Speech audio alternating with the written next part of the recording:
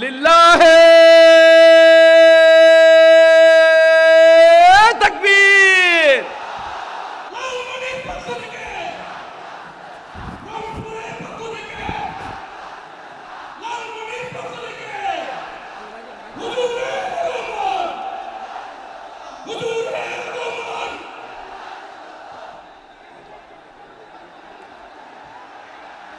আমি একটু দেখতে চাই যে রংপুর বিভাগের কে কোন জেলা থেকে আপনারা এসেছেন। কুড়িগ্রাম থেকে কারা এসেছেন দেখি। কুড়িগ্রাম, মাশাআল্লাহ মাশাআল্লাহ। আচ্ছা, গাইবান্ধা জেলার কে আসছেন? গাইবান্ধা, মাশাআল্লাহ। ঠাকুরগাঁও, ঠাকুরগাঁও অনেকে আসছেন। দিনাজপুর জেলা থেকে, মাশাআল্লাহ। নীলফামারী,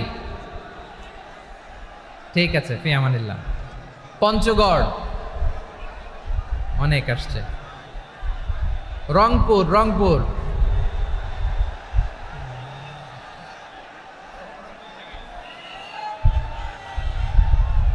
মাশাআল্লাহ মাশাআল্লাহ, ঠিক আছে। লালমনিরহাটের কারা দেখি। লালমনিরহাট,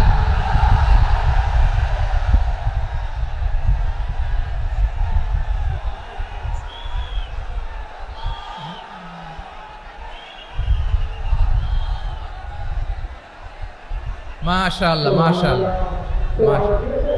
মাশাআল্লাহ।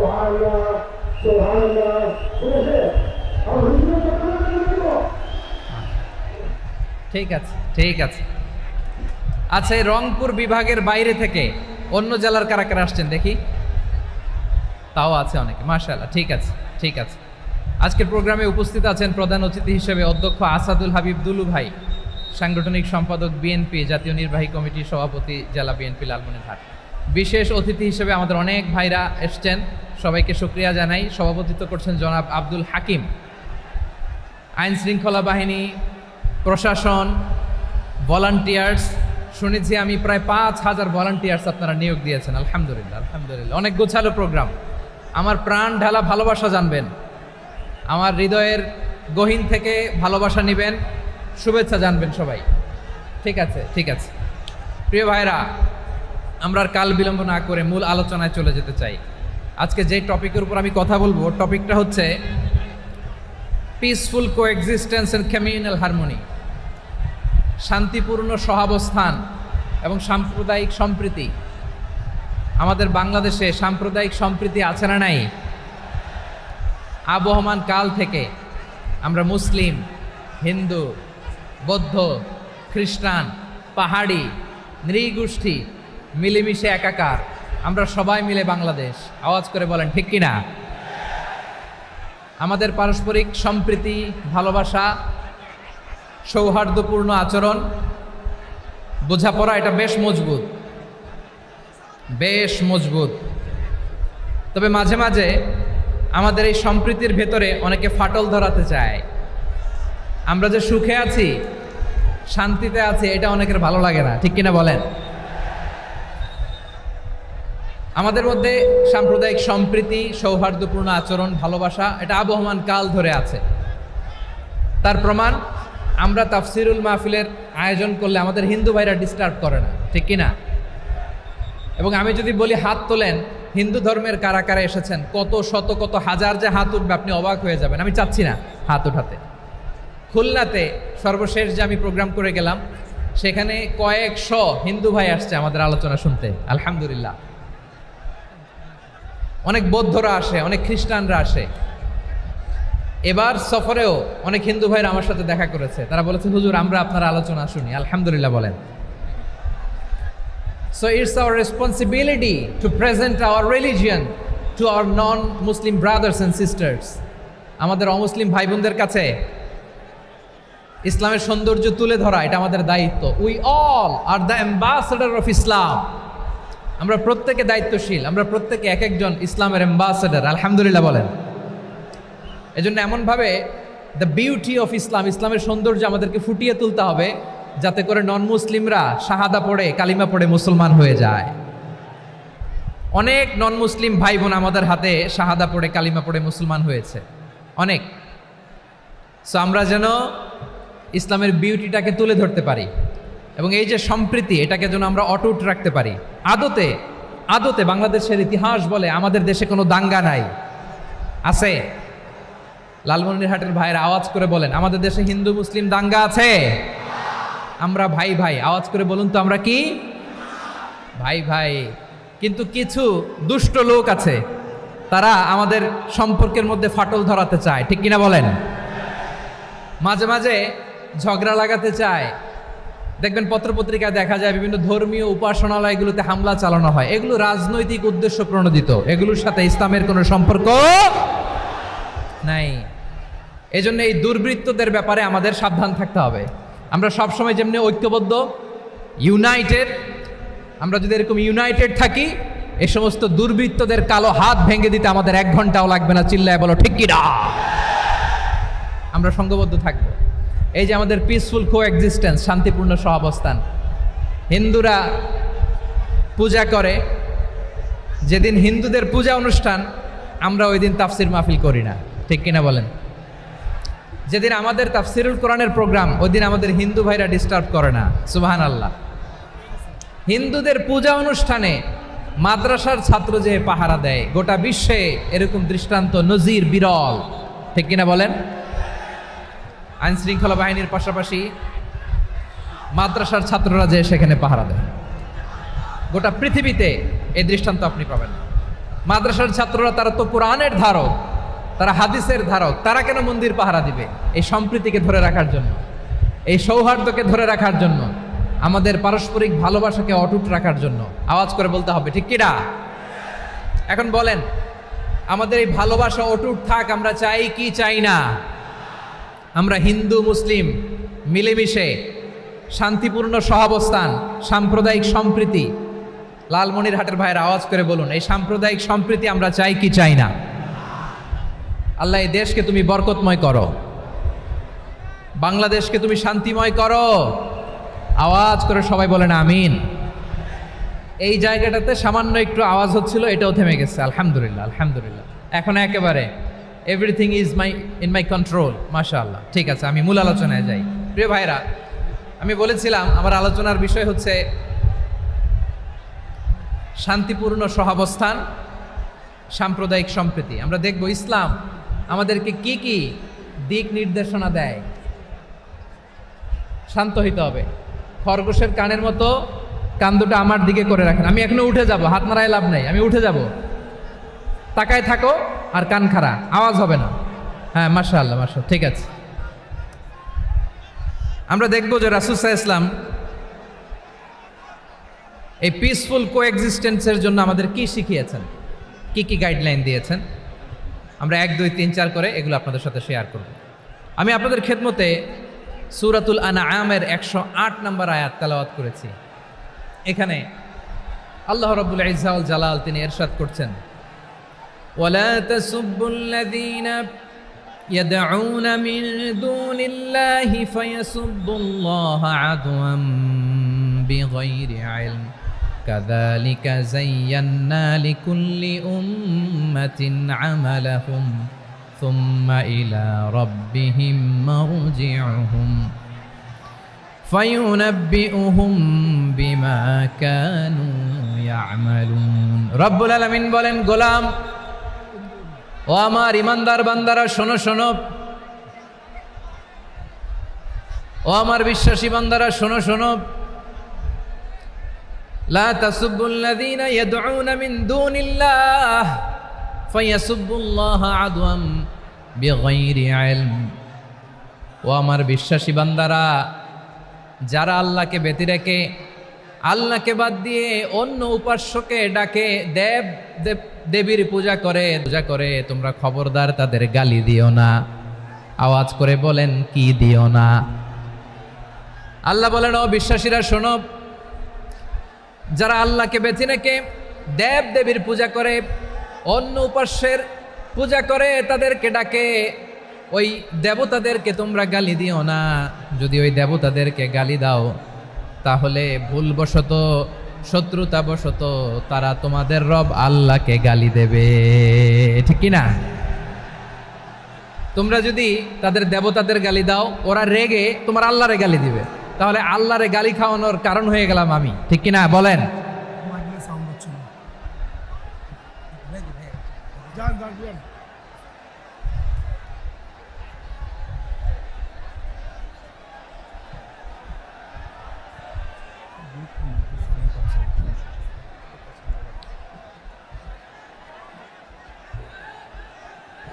সম্মানিত ভাইয়েরা, এত বিশাল প্রোগ্রাম, মাইকের একটা সেটআপ থাকে, তারগুলো অনেক সময় নড়ে যায়, ধাক্কা ধাক্কিতে ডিসপ্লেস হয়, একটু ঝামেলা হবে।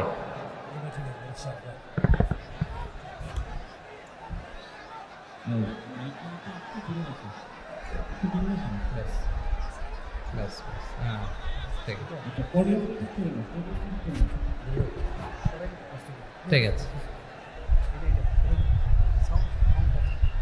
একটু সমস্যা হবে মাঝে মাঝে, আপনারা শান্ত থাকলে,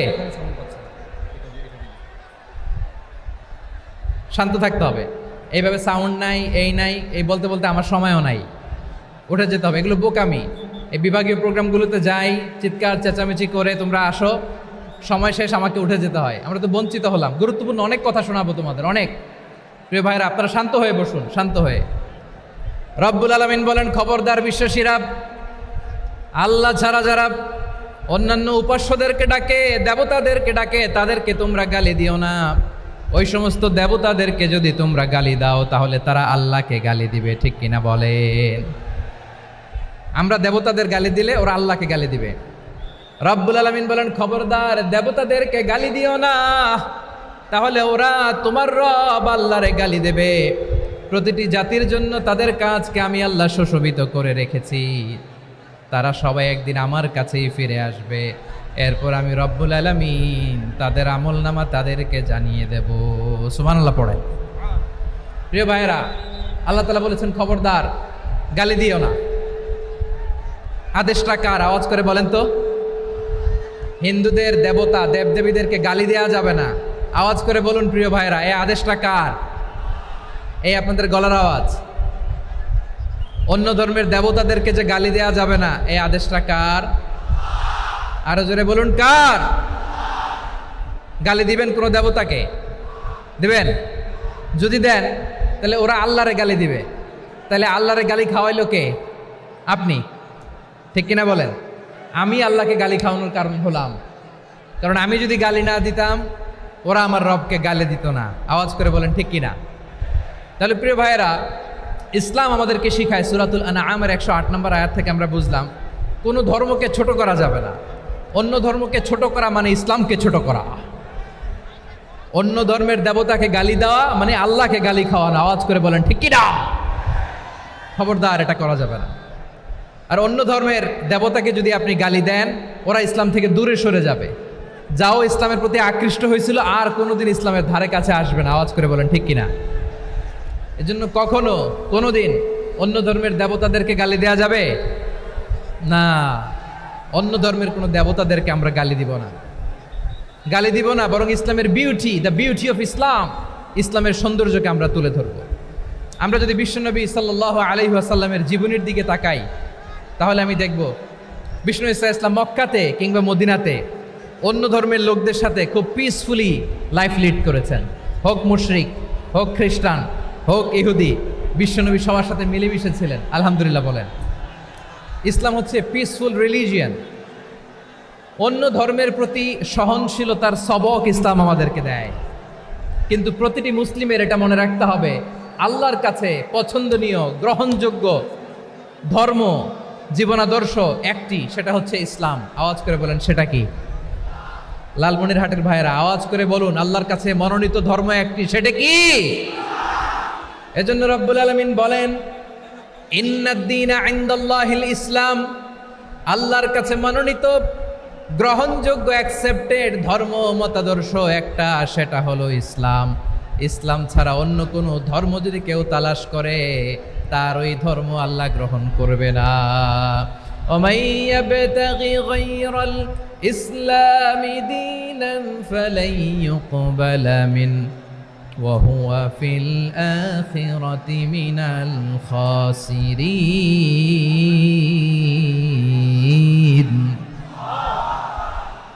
Whoever seek anything except Islam, that won't be accepted from him, and he will be loser in the day of judgment. কিয়ামতের দিন ইসলাম ছাড়া কেউ যদি অন্য কোনো ধর্ম তালাশ করেছে দুনিয়াতে, তার এই মতাদর্শ গ্রহণ করা হবে না। and he will be loser, সে হবে লুজার, ক্ষতিগ্রস্ত, হাই হাই কোম্পানির ম্যানেজার।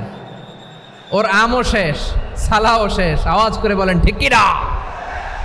এজন্য ইসলাম পেয়ে আমরা খুশি না বেজার? প্রত্যেক নামাজ শেষে আমরা আল্লাহরে বলি, আল্লাহ রাদিতু বিল্লাহি রাব্বা ওয়া বিল ইসলামি দীনা ওয়া বি মুহাম্মাদিন নাবিয়ান ওয়া রাসূলা। ও আল্লাহ, তোমারে রব হিসেবে পেয়ে আমরা খুশি। ও আল্লাহ, ইসলামকে ধর্ম হিসেবে পেয়ে আমরা খুশি। বিশ্বনবীকে আমাদের রাসূল পেয়ে আমরা খুশি।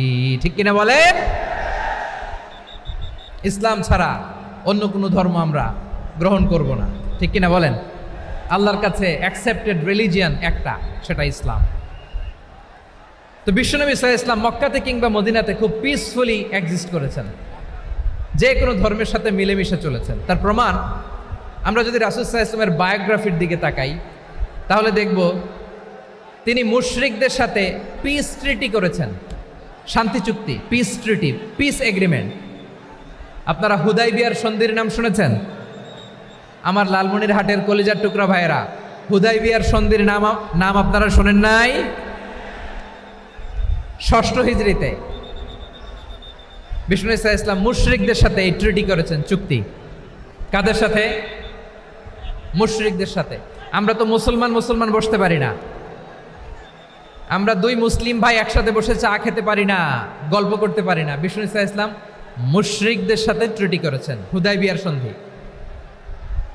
এই সন্ধির আগে মক্কা থেকে কেউ মদিনায় যেতে পারে না, মদিনা থেকে কেউ মক্কায় যেতে পারে না। কিন্তু এই সন্ধির পরে ট্রাফিক স্বাভাবিক হয়ে গেল। মক্কার লোকেরা মদিনায় আসতে পারে, মদিনার লোকেরা মক্কায় আসতে পারে। এটাকে বলে সুলহে হুদাইবিয়া, the peace agreement of Hudaybiyyah, শান্তি চুক্তি। আমরা পৃথিবীতে এখন অনেক শান্তি চুক্তির নাম শুনি, এগুলো সব the piece treaty of Hudaibiya থেকে কপি করা। আল্লাহু আকবার। তাহলে বিশ্বনবী সাল্লাল্লাহু আলাইহি সাল্লাম তিনি যে শান্তিপূর্ণ সহাবস্থানে বিশ্বাসী ছিলেন, মুসলমানেরা যে অন্য ধর্মের প্রতি সহনশীল, তার প্রমাণ হচ্ছে এই পিস ট্রিটি। শুধু তাই নয়, মাইকের সাউন্ডটা একটু বাড়ায় দিতে হবে, খুব দুর্বল, একটু মজবুত করতে হবে। আর একটু ক্লিন করতে হবে, আর সবগুলা জায়গায় সাউন্ড যাচ্ছে কিনা একটু ক্রস চেক করতে হবে। হ্যাঁ, পাবেন দিচ্ছে mike operator, he is trying his level best, দিচ্ছে। মাইক অপারেটর যিনি আছেন, প্রতিটি জায়গায় প্রতিটি সাউন্ড বক্সে যেন আওয়াজ পাওয়া যায়, একটু ক্রস চেক করেন, সাউন্ডটাকে একটু স্ট্রং করে দেন। হ্যাঁ, ঠিক আছে, মাশাআল্লাহ। এদিকে তাকান, এদিকে। মক্কার পার্ট গেল, পিস এগ্রিমেন্ট করলেন, শান্তি চুক্তি। বিষ্ণু ইসলাম মদিনায় যে কি করলেন? মদিনায় যে বিষ্ণু ইসলাম মদিনা চার্টার করলেন, মদিনা সনদ, সাহিফাতুল মদিনা, এটার বলে মদিনা চার্টার। যে ওয়েস্টে, ইউরোপে, আমেরিকাতে তারা অনেক চার্টার করে, সব চার্টার মদিনা চার্টার থেকে কপি করা। আওয়াজ করে পড়েন সুবহানাল্লাহ। বিষ্ণু ইসলাম মদিনায় গেলেন, মদিনাতে মুসলিম, মুশরিক, ইয়াহুদি, এই তিন ধর্মের লোক মিলে সব স্টেক হোল্ডার যারা আছে সবাইকে নিয়ে বিষ্ণু ইসলাম মদিনা চার্টার করলেন, মদিনা সনদ, পড়েন সুবহানাল্লাহ। শুধু তাই নয়, মক্কাতে বিশ্বনবী পিস এগ্রিমেন্ট করলেন, শান্তি চুক্তি মুশরিকদের সাথে। মদিনাতে যে বিশ্বনবী মদিনা চার্টার করলেন, মদিনা সনদ করলেন ইহুদিদের সাথে। আবার মদিনাতে বিশ্বনবী ইহুদিদের সাথে পিস ডায়ালগ করলেন, ইন্টারফেথ ডায়ালগ করলেন, আন্তধর্মীয় সংলাপ করলেন, যেই সংলাপের মূল ভিত্তি ছিল তাওহীদ। মূল ভিত্তি ছিল কি? তাওহীদ। বিশ্বনবী ইহুদিদেরকে ডাকলেন, আহ্বান করলেন, কুল ইয়া আহলাল কিতাবি তাআলাউ ইলা কালিমাতিন সাওয়াইন বাইনানা ওয়া বাইনাকুম আল্লা না'বুদা ইল্লাল্লাহ ওয়া লা নুশরিকা বিহি শাইআন ওয়া লা ইয়াত্তাখিযা বা'দুনা বা'দান আরবাবাম মিন দুনিল্লাহ فإن تولوا فقولوا اشهدوا بأننا مسلمون। সুবহানাল্লাহ পড়েন। বিশ্বনবী মদিনার ইহুদিদের ডেকে বললেন, ও ইহুদিরা, শোনো শোনো, আসো এমন একটা আদর্শের প্রশ্নে আমরা একত্রিত হই, যে আদর্শের প্রচার তোমাদের নবীরাও করেছে, আমিও করি, যে আদর্শের কথা তোমাদের পবিত্র ধর্মগ্রন্থগুলোতে আছে, আমার কোরআনেও আছে, সেটা হলো তাওহীদ। আমরা এক আল্লাহ ছাড়া কারো ইবাদত করব না, আল্লাহর সাথে কাউরে শরীক করব না, আল্লাহ ছাড়া কাউরে রব মানব না। পড়েন সুবহানাল্লাহ। তাহলে আমার প্রিয় লালমনিরহাটের ভাইরা, মদিনাতে যে তিনি মদিনা চার্টার করলেন, মদিনা সনদ, পিস ডায়ালগ করলেন, শান্তির সংলাপ, ইন্টারফেথ ডায়ালগ করলেন, আন্তধর্মীয় সংলাপ, যার ভিত্তি ছিল তাওহীদ। সুবহানাল্লাহ পড়েন। তাহলে অন্য ধর্মের প্রতি সব সময় ইসলাম সহনশীল, টলারেন্স। যদি আপনি দেখতে চান ইসলামের নবী বিশ্ব নবীর দিকে তাকান, ঠিক কিনা বলেন? আমরা তো সংখ্যালঘুদের রাইটস প্রোটেক্ট করার জন্য কত আইন বানাই, কত বৈঠক করি, কত সংবাদ সম্মেলন করি। বিষ্ণু সাল্লাল্লাহু আলাইহি ওয়াসাল্লাম সংখ্যালঘুদের রাইটসের ব্যাপারে, অধিকারের ব্যাপারে যে কথা বলেছেন, শুনলে আপনি অবাক হয়ে যাবেন। বিশ্বনবী বলেন, আলা মান যালামা মুআহাদান আও ইনতাকাসাহু আও কাল্লাফাহু ফাওকা তাআতিহি আও কাল্লাফাহু ফাওকা তাকাতিহি আও আখাযা মিনহু শাইআন বিগাইরি তিবি নাফসিন ওয়া আনা হাজিজুহু ইয়াউমাল কিয়ামা। খবরদার, জেনে রাখো, কেউ যদি কোনো সংখ্যালঘুর উপরে অত্যাচার করে, কোনো সংখ্যালঘুর প্রাপ্য থেকে যদি কেউ কাউকে ঠকায়, সংখ্যালঘুর উপর যদি কেউ কষ্ট দেয়, কোনো সংখ্যালঘুর সম্পদ যদি কেউ জোর করে কেড়ে নেয়, আমি কিয়ামতের দিন বিশ্বনবী ওই সংখ্যালঘুর পক্ষে আর ওই মুসলমানদের বিপক্ষে বাদী হয়ে দাঁড়াবো। সুবহানাল্লাহ বলতে পারলেন না?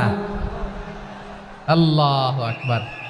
আপনি নামাজি, আপনি মুসল্লি, আপনি হাজী সাহেব, তাহাজ্জুদ পড়তে পড়তে কপালে দাগ ফেলে দিছেন, আপনার প্রতিবেশী হিন্দু, ভাবছেন আমার তো পাওয়ার আছে, ওর জমিটা দখল করি। বিশ্বনবী বলেন, কিয়ামতের দিন ওই হিন্দুর পক্ষে তোর বিরুদ্ধে আমি বাদী হয়ে দাঁড়াবো। পৃথিবীর কোন ধর্মে এরকম স্টেটমেন্ট পাবেন? পাবেন? আপনি ভাবছেন আপনি নামাজ পড়লে হাজী সাহেব কপালে দাগ ফেলায় দিলে আপনি সেলসেলায় জান্নাতে চলে যাবেন না? খবরদার।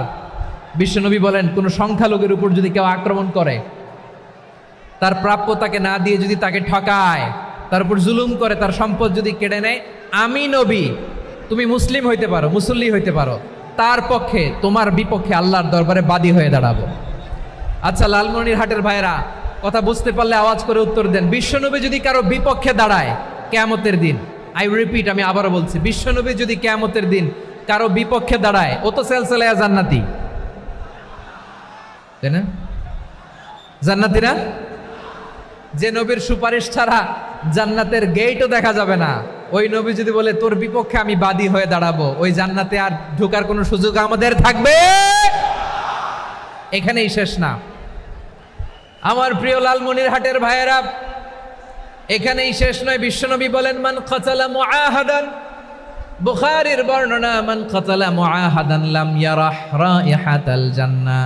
কেউ যদি, কোনো মুসলিম যদি অন্যায়ভাবে কোনো সংখ্যালঘুকে হত্যা করে, কোনো হিন্দুকে হত্যা করে, কোনো বৌদ্ধরে হত্যা করে, অন্যায়ভাবে কোনো মুসলিম যদি কোনো সংখ্যালঘুরে হত্যা করে, জান্নাতে যাওয়া তো দূরের কথা, ওই মুসলিম জান্নাতের ঘ্রাণও পাবে না। সেই বুখারীর বর্ণনা, মান কাতালা মুআহাদান লাম ইয়ারাহ রাইহাতাল জান্নাহ ওয়া ইন্না রিহাহা লা ইউজাদু মিন মাসিরাতি 40 আমা। যে জান্নাতের ঘ্রাণ 40 বছর দূরের রাস্তা থেকেই পাওয়া যায়। সুবহানাল্লাহ পড়েন। প্রিয় ভাইরা, এখান থেকে জান্নাতে পৌঁছতে লাগবে 40 বছর। এত দূর, কত বছর? সবাই বলেন কত বছর? এখান থেকে জান্নাতে পৌঁছতে লাগবে 40 বছর। এত দূরে থাকতেই জান্নাতের ঘ্রাণ আপনার নাকে এসে ধাক্কা মারবে। বিষ্ণুই বলেন, যে ব্যক্তি কোনো সংখ্যালঘুকে হত্যা করে, জান্নাতের ঘ্রাণ তো পাবেই, জান্নাতে তো ঢুকতে পারবেই না, জান্নাতের ঘ্রাণও তার নাকে লাগবে না। পড়েন নাউযুবিল্লাহ। তাহলে সংখ্যালঘুদের ব্যাপারে ইসলামে অধিকার দেয়া আছে না নাই? লালমনিরহাটের ভাইয়ের আওয়াজ করে বলেন, আমার সংখ্যালঘু হিন্দু ভাইদের রাইটস, অধিকার আমাদের ইসলামে প্রোটেক্টেড আছে না নাই? এখানেই শেষ না। বিষ্ণু ইসলাম আপনার অমুসলিম প্রতিবেশীর সাথে ভালো আচরণ করতে বলেছে। আমাদের হয় না, এটা মুসলিম পাড়া, ওটা বৌদ্ধ পাড়া, হয় না? অনেক সময় হয় না, এটা আমাদের মুসলিম পাড়া, ওইটা হিন্দু পাড়া, এরকম আছে না নাই? লালমনিরহাটে নাই না? আছে? হিন্দু যদি আপনার প্রতিবেশী হয়, কি করবেন? ওরে কষ্ট দিবেন নাকি? কেন? ও তো হিন্দু, ও তো আমার আল্লাহরে ডাকে না, ওরে কষ্ট দিলে জায়েজ হবে না? খবরদার। বিষ্ণু ইসলাম বলেন, মান কানা ইউমিনু বিল্লাহ ওয়াল ইয়াউমিল আখির ফালিউকরিম জারাহ। যে আল্লাহ বিশ্বাস করে আর আখিরাতে বিশ্বাস করে, সেজন্য প্রতিবেশীর সাথে ভালো আচরণ করে। সুবহানাল্লাহ। কলিজা জুড়ায় যায় না আমার নবীর কথাগুলো শুনলে? যে আল্লাহ বিশ্বাস করে, যে আখিরাতে বিশ্বাস করে, সেজন্য প্রতিবেশীর সাথে ভালো আচরণ করে। এখানে বলছে মুসলিম প্রতিবেশী, বলছে নামাজি প্রতিবেশী, বলছে আল্লাহওয়ালা প্রতিবেশী, বলছে না। প্রতিবেশী আস্তিক হোক নাস্তিক হোক, প্রতিবেশী মুমিন হোক মুশরিক হোক, প্রতিবেশী হইলেই তার সাথে ভালো আচরণের দরকার আছে না নাই? আমার প্রিয় লালমনিরহাটের ভাইয়েরা, বিষ্ণু ইসলাম ওনার ইহুদি প্রতিবেশীদের দেখাশোনা করতেন। আওয়াজ না শোনা যাক, আমারও তো দেখা যায়, আমারও তো দেখা যায়। তাকায় থাকেন, তাকায় থাকলে সওয়াব হবে। কোরআনের কথা যেখান থেকে হয়, এদিকে তাকায় থাকলেই বরকত। তাকায় থাকেন। জি জি, মাইক, আমি তো আর মাইক ঠিক করতে আসি না এদিকে, এই মাইক ঠিক করব, ওই মাইক ঠিক করব, ওদিকে পাইলট বলবে হুজুর চলে আসেন। জি বসুন, বসুন, মাশাআল্লাহ। হ্যাঁ, খুব শান্ত, ঠিক আছে। পুলিশ ভাইরা না খেয়ে দিনরাত আপনারা যাতে সুশৃঙ্খল একটা প্রোগ্রাম উপহার পান, এটাই চেষ্টা করতেছে। আপনাদেরকে কষ্ট দিতে আসে নাই, একটু একটু সহযোগিতা করেন। জি মাশাআল্লাহ। হ্যাঁ, ঠিক আছে। আমার প্রিয় ভাইরা, প্রতিবেশী আস্তিক হোক নাস্তিক হোক, মুসলিম হোক হিন্দু হোক, তার সাথে ভালো আচরণ করতে হবে। বিষ্ণু ইসলাম ওনার ইহুদি প্রতিবেশীর বাসায় যেতেন। কোন প্রতিবেশী? ইহুদি। আওয়াজ করে বলেন, কোন প্রতিবেশী? ইহুদি।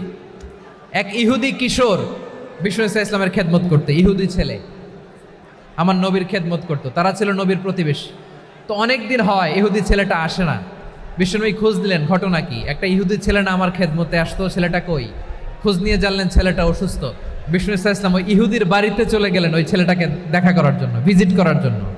সুবহানাল্লাহ পড়বেন না? গেলেন, যে দেখে ইহুদি ছেলেটা মুমূর্ষ, যান যান যায় যায় ভাব, বিছানায় পড়ে আছে, তার বাবা দাঁড়ানো। বিশ্বনবী তার মাথার পাশে বসলেন, মাথায় হাত বুলিয়ে দিলেন, আর ছেলেটাকে বললেন, আসলিম, হে ইহুদি ছেলে, আসলিম, ইসলাম ধর্ম গ্রহণ করো। তো ছোট্ট ছেলে ভাবে আমরা ইহুদি, এখন ইসলাম ধর্ম গ্রহণ করলে আব্বা যদি বকা দেয়। ফানাযারা ইলা ওয়াজহি আবি, ছেলেটা তার বাবার চেহারার দিকে তাকালো, দেখি আব্বা কি কয়। আব্বা যদি বলে তাইলে ইসলাম ধর্ম গ্রহণ করবে। ইহুদি ছেলেটা তার বাবার দিকে যখন তাকালো, ওর বাবা বলে, আতি আবুল কাসিম, আবুল কাসিম যা বলে তাই করো। আবুল কাসিম হচ্ছে বিষ্ণু ইসলামের একটা কুনিয়াত, উপনাম। আমার রাসূলের বড় ছেলের নাম ছিল কাসেম। যেমন দেখবেন আমাদের এলাকায় কারো ছেলের বড় ছেলের নাম যদি হয় আব্দুল্লাহ, এরা আব্দুল্লাহর বাপ বলে ডাকে। কারো বড় মেয়ের নাম যদি হয় ফাতেমা, এরা কি ডাকে? ফাতেমার বাপ বলে না? তো বিষ্ণু ইসলামের বড় ছেলের নাম ছিল কাসেম। ইহুদি বাবা বলল, আতি আবুল কাসেম, আবুল কাসেম যা বলে তাই শোনো, মানে মোহাম্মদ যা বলে তাই শোনো। এই কথা শুনে ছেলে সাহস পাইছে, ছেলে আবার পড়তে আরম্ভ করলো, আশহাদু আল্লাহ ইলাহা ইল্লাল্লাহ ও আশহাদু আন্না মুহাম্মাদার রাসূলুল্লাহ, পড়েন আল্লাহু আকবার। বিশ্বনবীর আহ্বান শুনে ওই আহ্বানে সাড়া দিয়ে ইহুদি ছেলে শাহাদা পড়ে মুসলমান হয়ে গেল। তার হৃদয়টারে ইমানের নূর দিয়ে আলোকিত করে দিল কে? প্রিয় ভাইরা, এবার রাসূল সাল্লাল্লাহু আলাইহি ওয়াসাল্লাম বের হয়ে আসলেন ঘর থেকে, আর বললেন, আলহামদুলিল্লাহিল্লাযী আনকাযাহু মিনান নার, প্রশংসা সে আল্লাহর, যে আল্লাহ জাহান্নামে চলে যাচ্ছিল প্রায় এমন একটা লোককে মুহূর্তের মধ্যে কালেমায়ে শাহাদাতের বদৌলতে জান্নাতি বানায় দিলেন। আওয়াজ করে পড়েন সুবহানাল্লাহ। এই হাদিস থেকে আমরা কি শিখলাম? What is the moral of the story? এক নম্বর স্টোরি হলো, প্রতিবেশী ইহুদি হোক হিন্দু হোক, যাবেন, সুসম্পর্ক রাখবেন, উপহার দিবেন, বিপদে পাশে দাঁড়াবেন, তাইলেই তো আপনাদের প্রতি, মুসলমানদের প্রতি তারা আকৃষ্ট হবে, ঠিক কিনা বলেন? আপনি যদি হিন্দুদের সাথে বৌদ্ধদের সাথে নাই মিশেন, নাস্তিকের কাছে নাই যান, তো ইসলামের সৌন্দর্যটা ওরা বুঝবে কেমনে? আমার অনেক হিন্দু পরিচিত ভাই আছে, ওরা আমাদের ইফতারির প্রোগ্রামে এসে একসাথে ইফতারি করে। অনেক মদখোর আমার সাথে বসে একসাথে ডিনার করে, হাফ প্যান্ট পরা, গলায় স্বর্ণের চেইন, হাতে স্বর্ণের ব্রেসলেট, আইসা আমার সাথে ডিনার করছে, আছে এরকম। গাঁজাখোর, আমি বলি আসো, welcome welcome to my dinner, আসো বসো। বসলেই তো আমি ওর ডিএনএ, চিন্তার ডিএনএ চেঞ্জ করে দেওয়ার সুযোগ পাবো, চিল্লায় বলো ঠিক কি না? আসতে হবে আমার কাছে। Hour door is open, the door of Islam is open 24/7। সব সময় আমাদের ইসলামের দরজা আমার অমুসলিম ভাইদের জন্য খোলা আছে না নাই? এই হাদিস থেকে দুইটা শিক্ষা। এক নম্বর শিক্ষা, প্রতিবেশী মুসলিম হোক অমুসলিম হোক, যান, অসুস্থ হইলে একটু আপেল নিয়ে যান, আঙ্গুর নিয়ে যান, কমলা নিয়ে যান, তাদের সাথে ভালো আচরণ করেন। ইসলামের বিউটি দেখে, সৌন্দর্য দেখে অবাক হবে, নসিব ভালো হলে কোনোদিন কালিমা পড়ে মুসলমান হয়ে যাবে, ঠিক কিনা বলেন? তাহলে অমুসলিমের সাথে ভালো সম্পর্ক। বিশ্বনবী ইহুদির বাড়িতে গেলেন, ইহুদির বাড়ি, আর আমার মুসলমান ভাই আমার কাফের বলে, এরকম আছে না নাই? মুসলিম মুসলিমরা দেখতে পারে না, সহ্য করতে পারে। বিশ্বনবী সাল্লাল্লাহু আলাইহি ওয়াসাল্লাম ইহুদির বাড়িতে গেলেন, এটা একটা শিক্ষা। আরেকটা শিক্ষা হলো, ভাইরা ধাক্কা মারে এসে সামনে এসে কি লাভ? প্রোগ্রাম তো শেষ হচ্ছে, এখনই শেষ হচ্ছে। তো এই যে আমাদের বকশি ভাই ওয়াদা নিল, হাত তোলালো, মিম বলে এত কথা বলল, তো আমি জেলায় জেলায় যেয়ে খালি হাত নাড়াই তোমাদের জন্য নাকি? হ্যাঁ, হাত নাড়াই শুধু। এই ধাক্কাইতে ধাক্কাইতে এদিকে এসে হাত নাড়াইতেছে, হয়েছে তো, দেখলাম তো, ঠিক আছে, মাশাআল্লাহ, অনেক সুশৃঙ্খল, অন্যান্য যে কোনো জেলার জন্য সুশৃঙ্খল। আমার দিকে তাকাও, আমার দিকে তাকাও, ঠিক আছে। এই যে দাঁড়িয়ে আছে, একটা ছেলে নড়ে না, দেখছেন? মাশাআল্লাহ মাশাআল্লাহ মাশাআল্লাহ। হ্যাঁ, এইভাবেই। আর কয়েকটা মজাদার কথা আছে, শোনো। এই হাদিস থেকে আমাদের শিক্ষা হলো, আমার প্রতিবেশী যেই ধর্মের হোক আমি সম্পর্ক রাখবো। অসুস্থ হলে যাব, কি বলেন ভাইরা? যাবেন না? যাবেন না আপনারা? আচ্ছা, 2 নম্বর শিক্ষা হলো, বিষ্ণু ইসলামের খাদেম ছিল ইহুদি, এতদিন খেদমত করলো, একদিনও বিশ্বনবী ওরা কালিমার দাওয়াত দেয় নাই। কারণ কি? বিশ্বনবী একটা ভালো সময়ের অপেক্ষা করতেছিলেন, প্রপার টাইমিং, দাঈর কাজ হচ্ছে দাঈ ইলাল্লাহ, সে হচ্ছে সুযোগ সন্ধানী। দাঈ সুযোগ খোঁজে, কখন দাওয়া দিলে ব্যাটে বলে হবে, ঝোপ বোঝে কোপ মারে, ঠিক কিনা বলেন?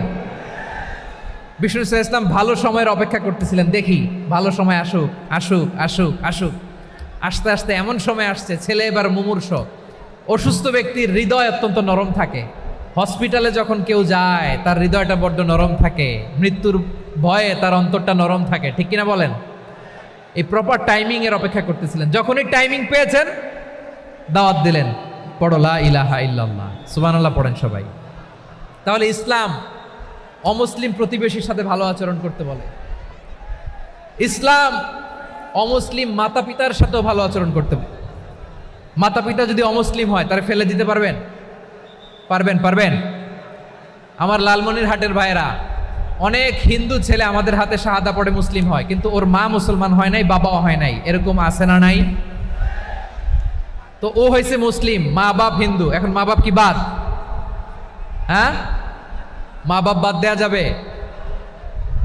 যেই মা আপনারে 9 মাস 8 মাস পেটে ধারণ করলো, আপনার মায়ের নার ছেঁড়া ধন, আপনি ওই মারে বাদ দিতে পারবেন? যে মায়ের বুকের তাজা দুধ খেয়ে আপনি আজকে বাড়ন্ত তাজা তরতাজা, ওই মারে বাদ দেয়া যাবে? মায়ের এক ধারে দুধের দাম, কাটিয়া গায়ের চাম, পাপুষ বানাইলেও ঋণের শোধ হবে না, এমন দরদি ভাবে কেউ হবে না আমার মাহা গো। মায়ের এক ধারে দুধের দাম, কাটিয়া গায়ের চাম, পাপুষ বানাইলেও ঋণের শোধ হবে না, এমন দরদি ভাবে কেউ হবে না আমার মাহা গো, ঠিক কিনা? মাকে তো বাদ দেয়া যায় না। وَقَضَى رَبُّكَ أَلَّا تَعْبُدُوا إِلَّا إِيَّاهُ وَبِالْوَالِدَيْنِ إِحْسَانًا। আল্লাহ বলে অবধারিত 2টা ভার্ডিক্ট তোমাদের জন্য, এক আল্লাহর ইবাদত করবা আর মা বাবার প্রতি ইহসান করবা। আদেশটা কার? মা বাবার প্রতি ইহসান করতে হবে। আমার মা হিন্দু হোক ভালো আচরণ করতে হবে, বৌদ্ধ হোক ভালো আচরণ করতে হবে। আমার যে সমস্ত হিন্দু ভাইয়েরা মুসলিম হয়েছ, তোমাদের মা বাবা এখনো মুসলমান হয় নাই, তাদের সাথে ভালো আচরণ করতে হবে। আপনাদের খেদমত নিজে করতে হবে অথবা খেদমতের ব্যবস্থা করাই দিতে হবে। মান্থলি যে খরচ লাগে এটা দিতে হবে। আরে তুমি এখন মুসলিম, তোমার মা বাবা হিন্দু, এখনই তো সুযোগ ইসলামের সৌন্দর্য দেখানো।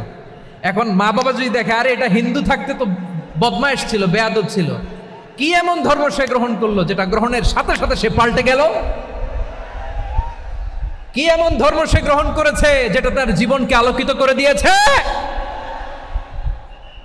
নসিব ভালো হইলে তারাও কালিমা পড়ে মুসলমান হয়ে যাবে। বিষ্ণু ইসলামের স্ত্রীর নাম ছিল আয়েশা রাদিয়াল্লাহু তাআলা আনহা, আবু বকর রাদিয়াল্লাহু তাআলা আনহুর মেয়ে। আবু বকর রাদিয়াল্লাহু তাআলা আনহুর আরেক মেয়ের নাম হচ্ছে আসমা। কি নাম? দুজনই আবু বকর রাদিয়াল্লাহু তাআলা আনহুর মেয়ে, আসমা আর আয়েশা। নাম দুইটা কেমন লাগে? আসমা নামটা কেমন লাগে? আয়েশা নামটা কেমন লাগে? সবার ভালো লাগে নাই? নাম দুটো আপনাদের ভালো লাগে? লালমনিরহাটে অনাগত যদি কন্যা সন্তান হয়, যদি মনে চায় আসমা রেখে দিতে পারবেন, যদি মনে চায় আয়েশা রেখে দিয়েন। দেশে বিদেশে এয়ারপোর্টে রাস্তাঘাটে শুধু বলে হুজুর একটা নাম দেন, আমার ছেলের একটা নাম দেন, মেয়ের একটা নাম দেন। তো আমার মনে আছে যশোরের আদ্দিনের মাহফিলে আমি একটা দুইটা নাম দিয়েছিলাম। আজকে লালমনিরহাটের এই প্রোগ্রামে কন্যা সন্তান যদি হয় 2টা নাম দিলাম, আসমা কিংবা আয়েশা। ইনশাআল্লাহ পড়েন। দুজন বোন, এক মায়ের না, বাবা এক মা দুইজন। আয়েশা রাদিয়াল্লাহু তাআলা আনহার মায়ের নাম উম্মে রুমান, আর আসমা রাদিয়াল্লাহু তাআলা আনহার মায়ের নাম কুতাইলা বিনতে আব্দুল উজ্জা। আবু বকর রাদিয়াল্লাহু তাআলা আনহু 4টা বিয়ে করেছিলেন। তো একই ঘটনা ঘটেছে এই ফ্যামিলিতে। আসমা ইসলাম ধর্ম গ্রহণ করে মুসলিমা, কিন্তু তার মা কুতাইলা মুশরিকা। আই রিপিট, বোঝার জন্য আমি আবারও বলি, আসমা রাদিয়াল্লাহু তাআলা আনহা মুসলিমা, আর আসমার মা কুতাইলা আওয়াজ করে বুঝে থাকলে বলেন, আসমার মা মুশরিকা। তার মানে মেয়ে মুসলিম, মা অমুসলিম, ভেজাল আছে না নাই? কিন্তু কুতাইলা আর ধৈর্য ধারণ করতে পারে না। নার ছেড়া ধন, কলিজার টুকরা ধন, কলিজার টুকরা সন্তান আসমারে দেখতে বড্ড মন চায়। সাইয়েদনা আসমা রাদিয়াল্লাহু তাআলা আনহা মক্কা থেকে হিজরত করে মদিনায় চলে গেলেন হুদাইবিয়ার পর। যখন মক্কা মদিনার ট্রাফিক স্বাভাবিক হলো, মক্কার লোক মদিনায় যায়, মদিনার লোক মক্কায় আসে। কুতাইলা কলিজার টুকরা সন্তান আসমারে দেখার জন্য কিছু উপহার নিয়ে বিশাল মরুপথ পাড়ি দিয়ে মক্কা থেকে মদিনায় যায়। সুবহানাল্লাহ বলেন। এখন মা আসছে মেয়ের সাথে দেখা করতে, মেয়ে তো আর দেখা দেয় না।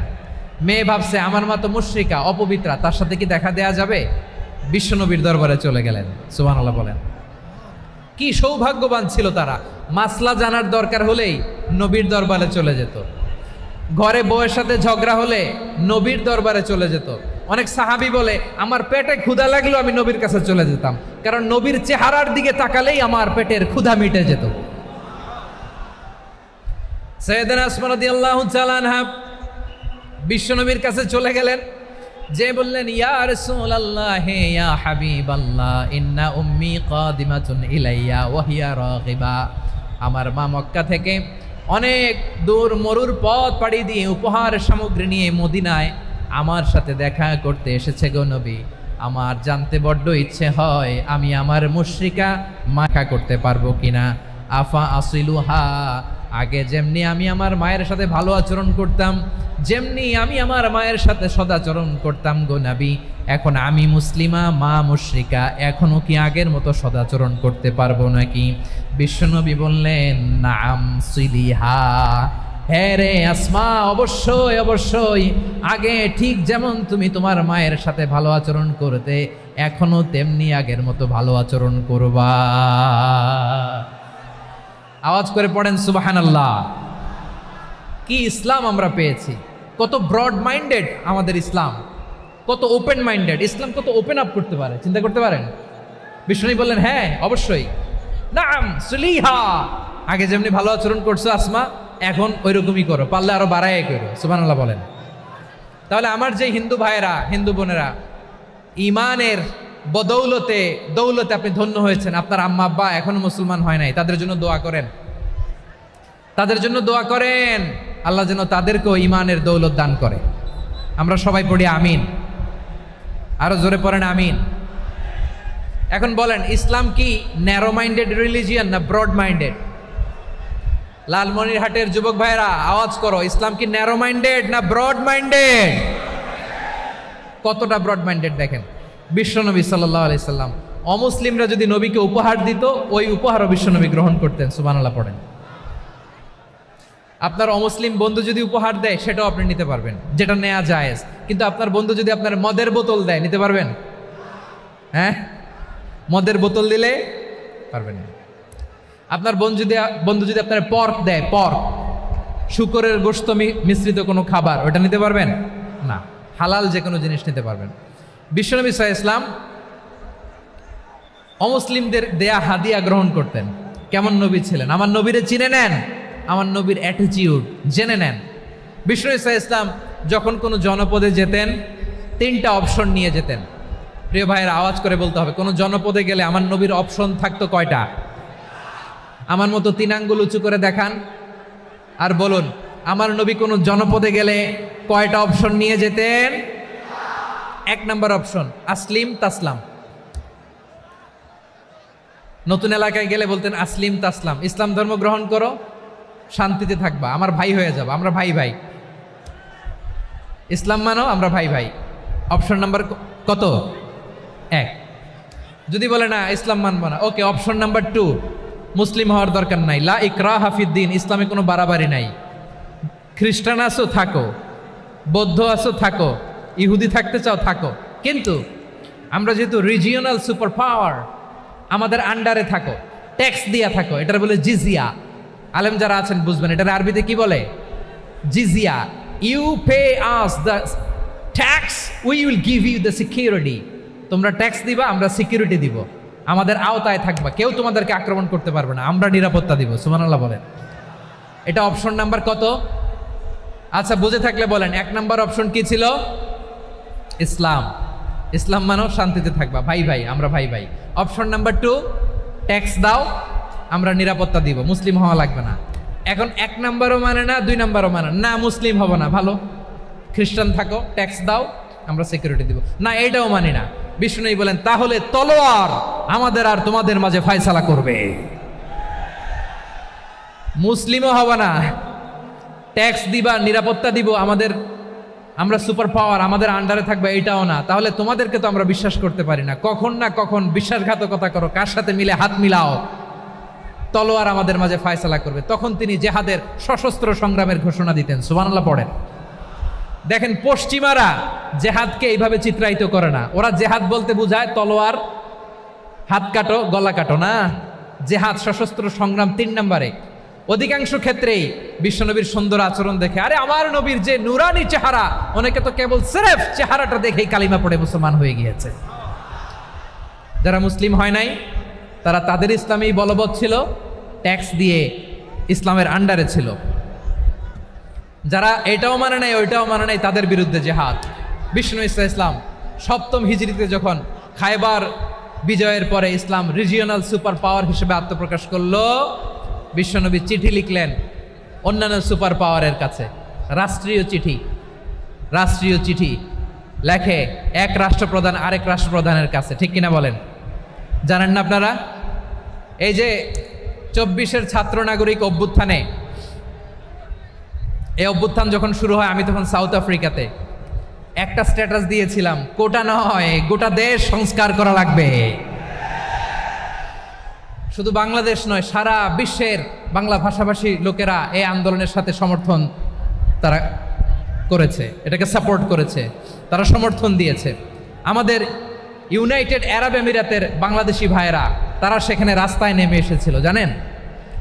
ওইখানে ডেমনস্ট্রেশন করা যায় না, সেখানকার সরকার তাদেরকে যাবজ্জীবন দিয়েছিল। তখন আমাদের এই যে প্রধান উপদেষ্টা ডক্টর মোহাম্মদ ইউনূস সরাসরি G2G বলে, এটারে G2G, government to government, G2G, উনি চিঠি লিখলেন যে তাদেরকে, ইউর হাইনেস, হে সম্মানিত আমির, আপনি আমার এই চিঠির কারণে আমার সম্মানে এই 53 জন বাংলাদেশিকে মাফ করে দেন। এই চিঠির বদৌলতে বেকসুর খালাস পেয়ে গিয়েছিল আমাদের ভাইরা, জানেন না এই ঘটনা আপনারা? তাহলে গভর্নমেন্ট টু গভর্নমেন্ট চিঠি দেওয়া হয়। 7ম হিজরিতে বিষ্ণু ইসলাম সব সুপার পাওয়ারের কাছে চিঠি দিলেন, রোমান সম্রাটের কাছে, পারস্য অধিপতির কাছে, মিশরের অধিপতির কাছে, সবার কাছে চিঠি লিখলেন। চিঠির ভাষা ছিল এরকম, মিন মুহাম্মাদিন রাসূলিল্লাহ ইলা মুকাওকিস আযীমিল কিবত, মুহাম্মদ রাসূলুল্লাহর পক্ষ থেকে মিশরের বাদশার কাছে, আসলিম তাসলাম, ইসলাম মানো শান্তিতে থাকবা, সালামুন আলা মান ইত্তাবা আল হুদা, শান্তি তার জন্য যে হেদায়েতের অনুসরণ করে। সুবহানাল্লাহ পড়েন। তো এই চিঠি অনেকে ভালোভাবে রিসিভ করেছে, অনেকে এই চিঠি পাওয়ার পরে নবীর কাছে আবার ইন রিটার্ন উপহার পাঠিয়েছে। কি পাঠিয়েছে? উপহার। মিশরের বাদশাহ মুকাওকিস তিনি বিশ্বনবীকে বিশাল এক উপহারের ডালি পাঠিয়েছেন। মিশরের বাদশাহ মুকাওকিস ছিলেন ধর্মে খ্রিস্টান। লালমনিরহাটের ভাইয়েরা আওয়াজ করে বলেন, মিশরের বাদশাহ ধর্মে কি ছিল? খ্রিস্টান। কি উপহার দিয়েছিল আমার নবীকে? শুনতে মনে চায়? আওয়াজ নাই লালমনিরহাটের গলায়, শুনতে মনে যায়? 1000 স্বর্ণমুদ্রা, 1000 স্বর্ণমুদ্রা। 2টা খ্রিস্টান দাসী, একজনের নাম মারিয়া বিনতে শামউন আল কিবতিয়া, আরেকজনের নাম সিরিন বিনতে শামউন আল কিবতিয়া। একজন খ্রিস্টান দাস 20 থান কাপড় জামা বানানোর জন্য, আমরা নবী যেন সেলাই করে জামা বানাতে পারে এজন্য 20 থান কাপড়, 20 থান ফাইন গার্মেন্ট। সুবহানাল্লাহ পড়বেন না? এরপরে একটা গাধা যেটার নাম ছিল উফাইর, আর একটা খচ্চর, এটার নাম ছিল দুলদুল। খচ্চর চিনেন? গাধা আর ঘোড়ার ক্রসিংয়ে যে প্রাণীটা দুনিয়াতে আসে ওটার খচ্চর বলে। তো এই যে সুপার পাওয়ার খ্রিস্টান বাদশার কাছে নবী চিঠি লিখলেন, ওই খ্রিস্টান বাদশাহ আমার নবীকে উপহার দিল, বিশ্বনবী এই উপহারগুলো সানন্দে গ্রহণ করেছে। সুবহানাল্লাহ পড়বেন না? তাহলে অমুসলিম কেউ যদি আপনাকে উপহার দেয়, হালাল উপহার হলে আপনি গ্রহণ করতে পারবেন। অনুরূপভাবে পারস্যের বাদশাহ, রোম সম্রাট বিশ্বনবীকে উপহার পাঠিয়েছেন, আমার নবী সবগুলো উপহার গিফট গ্রহণ করেছেন। সুবহানাল্লাহ বলেন। তাহলে প্রিয় লালমনিরহাট, আওয়াজ করে বলুন, ইসলাম কি ন্যারো মাইন্ডেড রিলিজিয়ন না ব্রড মাইন্ডেড? আম্মাজান আয়েশার কাছে মাসালা জানতে চায় মেয়েরা, হে আম্মাজান, অগ্নি উপাসকেরা তাদের ঈদের দিন নওরোজের সময় আমাদেরকে পাখি দেয়, নেওয়া যাবে? উনি বললেন, ওরা জবাই করে দিলে নেওয়া যাবে না, কিন্তু ওরা যদি ফলমূল এরকম খাবার দেয় এগুলো নেওয়া যাবে। তার মানে অমুসলিমদের দেয়া উপহার এটা গ্রহণ করা যায়। সুবহানাল্লাহ বলেন।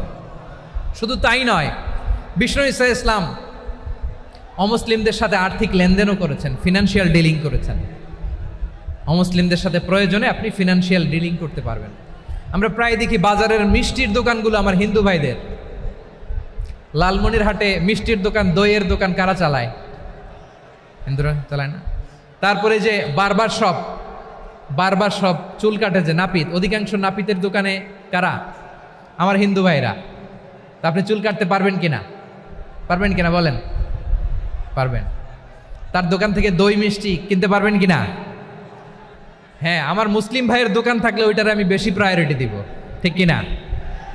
কিন্তু যদি তাদের সার্ভিস নিতে চান, প্রোডাক্ট নিতে চান, পারবেন। তার দলিল সহিহ বুখারী, আম্মা জান আয়েশা রাদিয়াল্লাহু তাআলা আনহা বলেন, ইশতারা রাসূলুল্লাহ সাল্লাল্লাহু আলাইহি ওয়াসাল্লাম মিন ইয়াহুদিয়িন তুআমান ওয়া রাহানাহু দিরআহু মিন হাদিদ।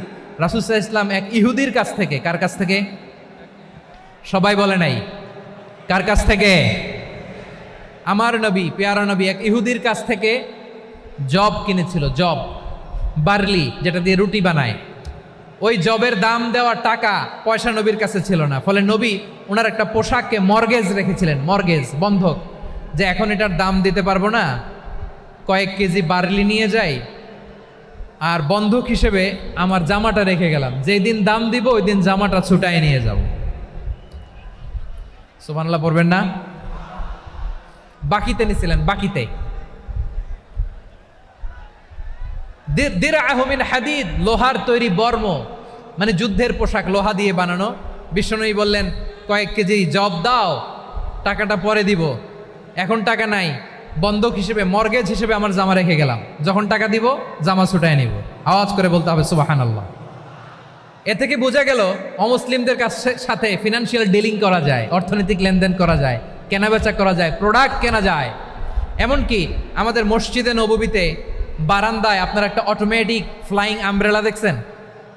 সূর্য যখন বাড়ে মসজিদে নববীর বারান্দায় ইয়ার্ডের মধ্যে অটোমেটিক্যালি কিছু আমব্রেলা আছে, সাঁ করে খুলে যায়, আর সূর্যের তাপ লাগে না। আবার সন্ধ্যাবেলায় এই আমব্রেলাগুলো ওরা ক্লোজ করে ফেলে, দেখেন নাই না? দেখছেন? এই মসজিদে নববীকে সর্বোচ্চ উন্নত মানের কনস্ট্রাকশন ইনফ্রাস্ট্রাকচারে ডেভেলপ করার জন্য কর্তৃপক্ষ কিছু অমুসলিম ইঞ্জিনিয়ারের, ডিজাইনারের সহায়তা নিয়েছিল। সুবহানাল্লাহ বলেন। কোন দলিলের ভিত্তিতে? এই দলিলের ভিত্তিতে যে বিষ্ণু ঈসা ইসলাম অমুসলিমদের সাথেও লেনদেন করেছেন। আওয়াজ করে বলতে হবে আল্লাহু আকবার। শুধু তাই নয়, ইন কেস অফ ইমার্জেন্সি, প্রয়োজনে ইসলামের খাতিরে, ইসলামকে সামনের দিকে এগিয়ে নিয়ে যাওয়ার জন্য অমুসলিমদের সাপোর্ট নেওয়া জায়েজ আছে। সুবহানাল্লাহ বলেন। অমুসলিমদের সাপোর্ট নেয়া, তাদের থেকে অর্থ নেয়া, পলিটিক্যাল সাপোর্ট, পলিটিক্যাল অ্যাসাইলাম নেওয়া জায়েজ আছে। আমাদের অনেক বিশ্ববরেণ্য দায়ীরা আমেরিকায় অস্থায়ীভাবে অ্যাসাইলাম নিয়ে থাকে, নিজের দেশে গেলে ফাঁসিতে ঝুলাই দিবে। যুগ যুগ ধরে দায়ীদের উপরে এরকম অত্যাচার আর নির্যাতন আছে না নাই? মিশরের অনেক দায়ীরা পাশ্চাত্যে যেয়ে থাকে। এই যে তারা পলিটিক্যাল অ্যাসাইলাম নিয়ে থাকে, রাজনৈতিক আশ্রয়, এটা জায়েজ আছে না? এটা যে জায়েজ আছে তার প্রমাণ স্বয়ং বিশ্বনবী সাল্লাল্লাহু আলাইহি ওয়াসাল্লাম পলিটিক্যাল সাপোর্ট নিয়েছিলেন অমুসলিমদের কাছ থেকে। সুবহানাল্লাহ বলেন। খুব মজাদার একটা ঘটনা, শুনবেন? আপনাদের আগ্রহ দেখে তো মনে হয় না শোনার ইচ্ছা আছে। আছে আছে, গলায় জোর আছে। লিল্লাহি তাকবীর, লিল্লাহি তাকবীর, নারে তাকবীর। মাশাআল্লাহ।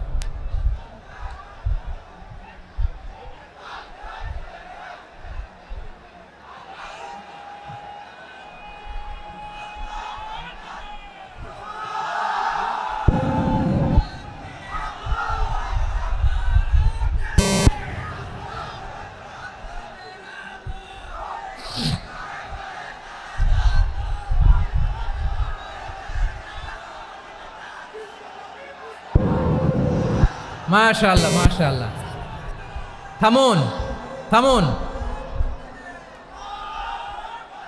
আমার ভাইরা, বিশ্বনবীর বয়স তখন প্রায় 51 বছর। কত বছর?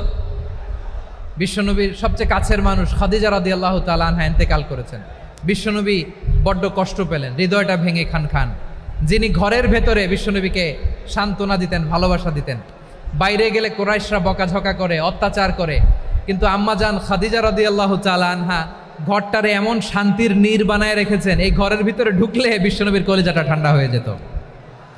এজন্য রব্বুল আলামিন বলেন, খাদিজা, ও আমার বান্দি খাদিজা, জান্নাতে এমন স্পেশাল একটা ঘর আমি তোমার জন্য রেডি করে রেখেছি। ওই ঘরের মধ্যে কোনো আওয়াজ নাই, ওই ঘরের মধ্যে কোনো নয়েজ নাই, ওই ঘরে কোনো বিশৃঙ্খলা নাই।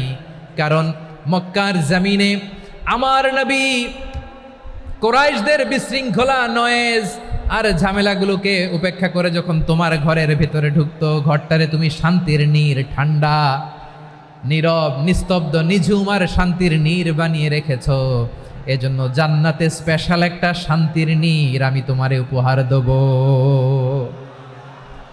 ওই প্রিয়তমা স্ত্রী খাদিজা ইন্তেকাল করলেন, বিশ্বনবীর হৃদয় ভেঙে খান খান। আবার ওনার চাচা আবু তালেব ইন্তেকাল করলেন, যিনি পলিটিক্যাল শেল্টার দিতেন নবীকে। কে দিতেন? আবু তালেবের ভয়ে, বিশ্বনবীর এই চাচার ভয়ে কোনো মুশরিক নবীর গায়ে হাত দেওয়ার সাহস পায় নাই। এখন স্ত্রীও নাই, চাচাও নাই, নবীকে আশ্রয় দেওয়ার কেউ নাই, নবীর চারদিকে অন্ধকার। নবী এখন কই যাবেন? আমার পেয়ারা নবী নতুন স্টেশন খুঁজতেছেন, নতুন দাওয়াতি প্ল্যাটফর্ম খুঁজতেছেন। তিনি যায়েদ বিন হারেসা রাদিয়াল্লাহু তাআলা আনহুকে নিয়ে মক্কার পাশের একটা নেইবরিং সিটি তায়েফে চলে গেলেন। কোথায় চলে গেলেন? লালমনিরহাটের ভাইয়ের আওয়াজ করে বলেন, কোথায় গেলেন? তায়েফে চলে গেলেন দিনের দাওয়াত দেওয়ার জন্য। কি দেওয়ার জন্য? নাকি জমি কিনতে গেছিলেন? জমি কিনতে, দুনিয়ার যশ খ্যাতির জন্য, নিজের কোনো লাভের জন্য? তায়েফবাসীদেরকে জাহান্নামের আগুন থেকে বাঁচানোর জন্য। আওয়াজ করে বলতে হবে, ঠিক কিনা? বিশ্বনবী বিশাল মরুপথ, পাহাড়ি পথ পাড়ি দিয়ে তায়েফের মরুজমিনে গেলেন কোরআনের দাওয়াত নিয়ে, ইমানের দাওয়াত নিয়ে। কিন্তু তায়েফের লোকেরা বিশ্বনবীর দাওয়াতকে শুধু প্রত্যাখ্যান করেই থামে নাই, তারা বিশ্বনবীর সাথে অত্যন্ত খারাপ আচরণ করেছে, বিশ্বনবীকে শারীরিকভাবে হেনস্থা করেছে, আমার নবীকে শারীরিকভাবে অত্যাচার করেছে, আমার পেয়ারা নবীর গায়ে পাথর মেরেছে, বিশ্বনবীর গা বেয়ে ঝরঝর করে রক্ত ঝরেছে, নবী জামিনের মধ্যে লুটিয়ে পড়েছেন, আবার মেরেছে, আবার নবী হাঁটতে শুরু করলেন, পেছন থেকে আবার মেরেছে, আবার নবী রক্তাক্ত হয়ে জামিনের মধ্যে লুটিয়ে পড়লেন, আবার মেরেছে। বিশ্বনবীর মতো এত সুশ্রী মানব, বিশ্বনবীর মতো এত শুভ্র মানব, বিশ্বনবীর মতো এমন চমৎকার দেহাবয়ব দিয়ে রব্বুল আলামিন কাউকে বানান নাই।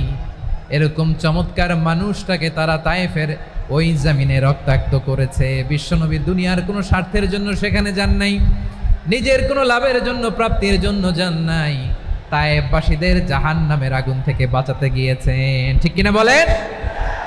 খে না খে দিন প্রচারের কাজে নিজেকে দিয়েছ বিলিয়ে, তায়েফের কাফিরেরা চিনল না সে আলো, দুষ্ট ছেলেদের পিছু দিল লেলিয়ে, পাথরের আঘাতে ক্ষত বিক্ষত হয়ে সারা শরীর থেকে রক্ত ঝরে। হে রাসূল তোমাকে ভুলি আমি কেমন করে, হে রাসূল তোমাকে ভুলি আমি কেমন করে। পারেন না আপনারা? ধরুন আমার সাথে, হাজার ব্যথা বেদনার পরে ফিরে আসনি তুমি আপন ঘরে, দিনের আলো তুমি ছড়িয়ে দিতে, চলে গেলে মদিনায় মক্কা ছেড়ে। হে রাসূল তোমাকে ভুলি আমি কেমন করে, হে রাসূল তোমাকে ভুলি আমি কেমন করে। ঠিক কিনা বলেন? প্রিয় ভাইরা, তায়েফের ছেলেরা নবীকে রক্তাক্ত করলো। আমার নবী কই যাবে? কই যাবে? মক্কায় জায়গা নাই, তায়েফে জায়গা নাই। তায়েফ থেকে ভারাক্রান্ত মন নিয়ে আমার নবী মক্কায় ফিরে আসলেন। বিশ্ব নবী মক্কায় ঢুকতে পারেন না।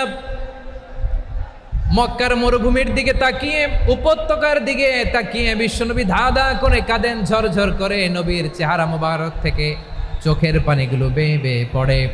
আমার জন্মস্থান, আমার শৈশব, কৈশোর, যৌবন কেটেছে এই মক্কায়। আমার এলাকায় আমি ঢুকতে পারি না। বিশ্বনবী মক্কার অনতি দূরে দাঁড়িয়ে জায়েদকে পাঠালেন, জায়েদ যাও দেখো কেউ আমাকে সাপোর্ট করার মতো আছে কিনা, যাও অমুকের কাছে যাও। জায়েদ গেলেন, তারাও প্রত্যাখ্যান করে ফিরিয়ে দেয়। বিশ্বনবী বললেন যাও অমুক লোকের কাছে যাও, তিনিও প্রত্যাখ্যান করে ফিরিয়ে দিলেন। কেউ বিশ্বনবীকে আশ্রয় দিতে রাজি হয় না। নিজ জন্মভূমিতে বিতাড়িত বিশ্বনবী, সর্বশেষ বিশ্বনবী বললেন যাও মুতঈম ইবনে আদির ঘরে যাও। মুতঈম ইবনে আদি মুশরিক, তার কাছে যাও। গেলেন, মুতঈম ইবনে আদি রাজি হয়ে গেল। সুবহানাল্লাহ বলেন। দেখেন, অনেক বিপদের সময়ও আমি নিজে সাক্ষী, সামাজিকভাবে রাজনৈতিকভাবে কত ঝঞ্ঝা, কত ষড়যন্ত্র, কত কনস্পাইরেসি পাড়ি দিয়ে আমাদেরকে সামনে এগিয়ে যেতে হয়। এই শত্রুদের ভেতরেও একজনকে দাঁড় করিয়ে দেয় যে আল্লাহর কোরআনের জন্য রেডি হয়ে যায়। পড়েন সুবহানাল্লাহ। মুতঈম ইবনে আদি, আল্লাহ তার মনকে নরম করে দিলেন। মুতঈম বলে, মুহাম্মদ আমি তোমাকে আশ্রয় দিব। তার দুই ছেলেকে পাঠালেন, যাও খোলা তলোয়ার নিয়ে, স্কট দিয়ে, গার্ড অফ অনার দিয়ে মোহাম্মদকে মক্কায় ঢুকাও, আর বলো আমি আমান দেব। আমান কি দিব? আমান মানে সিকিউরিটি, নিরাপত্তা। সিকিউরিটি ছাড়া, আমান দেওয়া ছাড়া কেউ থাকতে পারতো না মক্কায়। দুই ছেলে বিষ্ণু ইসা ইসলামকে নিয়ে আসলো। নবী কাবার চারদিকে তাওয়াফ করলেন, নামাজ পড়লেন। আবু জাহেল, উতবা, শাইবা, ওয়ালিদ ইবনে মুগীরা সবাই দেখে, কেউ কিছু করতে পারে না। কারণ মুতঈম ইবনে আদি ঘোষণা দিয়েছেন আমি মুহাম্মদকে আমান দিয়েছি, মুহাম্মদের গায়ে যেন কেউ স্পর্শ না করে। আওয়াজ করে পড়েন সুবহানাল্লাহ।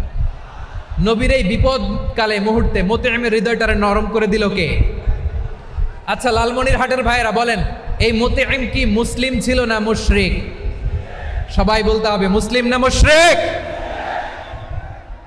তাহলে মুশরিকের কাছ থেকে নবী পলিটিক্যাল অ্যাসাইলাম, আধুনিক রাষ্ট্রবিজ্ঞানের ভাষায় পলিটিক্যাল অ্যাসাইলাম, যেটাকে বলে রাজনৈতিক আশ্রয়, ওনার আমান বা নিরাপত্তার এই ঘোষণায় তিনি মক্কায় ঢুকলেন। যতদিন নিরাপত্তা ছিলেন।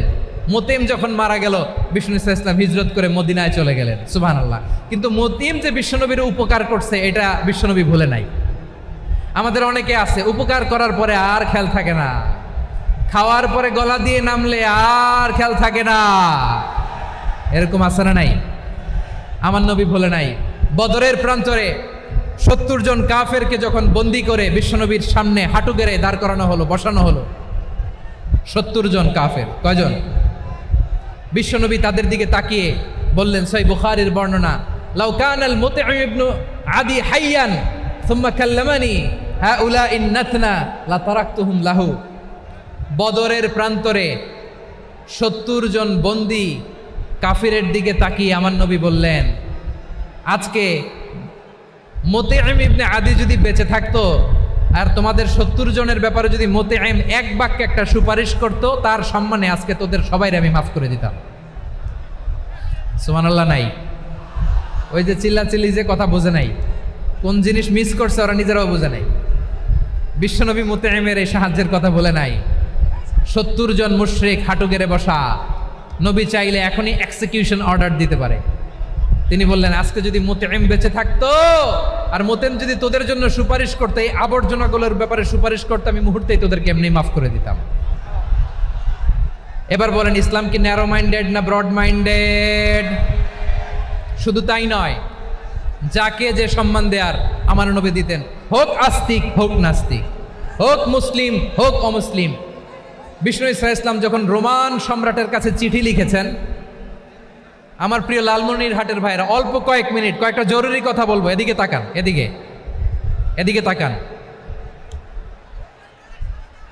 রোমান সম্রাটের কাছে বিশ্বনবী যখন চিঠি লিখলেন মিন মুহাম্মদ রাসূলিল্লাহ ইলা হিরাকলা আযীমির রোম।